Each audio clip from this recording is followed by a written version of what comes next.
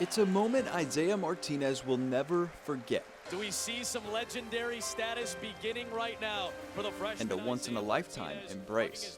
Something I'll never be able to replace.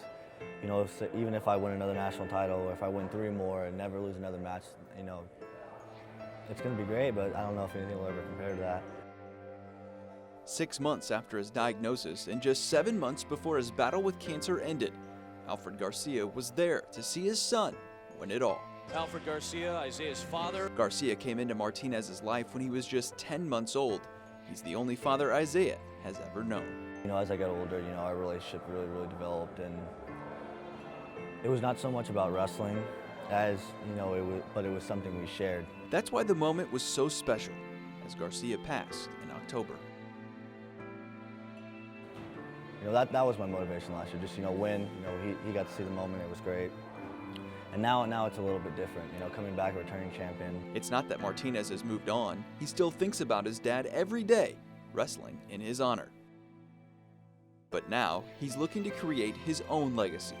But what drives me is not just being the best, but trying to be the best to ever do it. His dreams of never losing a college match were dashed last weekend in front of the only man to go undefeated and win 4 straight national titles, Cael Sanderson. Martinez lost his first match. Sanderson is the head coach at Penn State. His Nittany Lions wrestler, Jason Nolf, pinned Martinez in the second period. Even though the chase for perfection is gone, all is not lost. Illini assistant Mark Perry, who had a big part in bringing Martinez to Champaign, says he will bounce back. He lives his life like a professional, and you know, that's a big part of his success, and that flip, you know, really happened last year.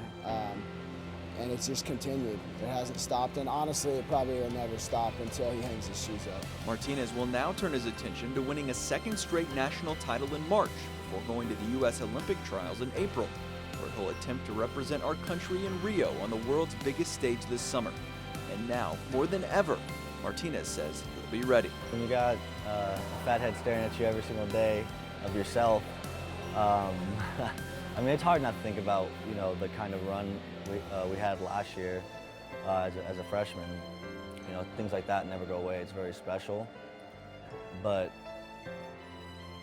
I also know now, as you know, a more experienced athlete, a competitor, is I was nowhere near my ceiling.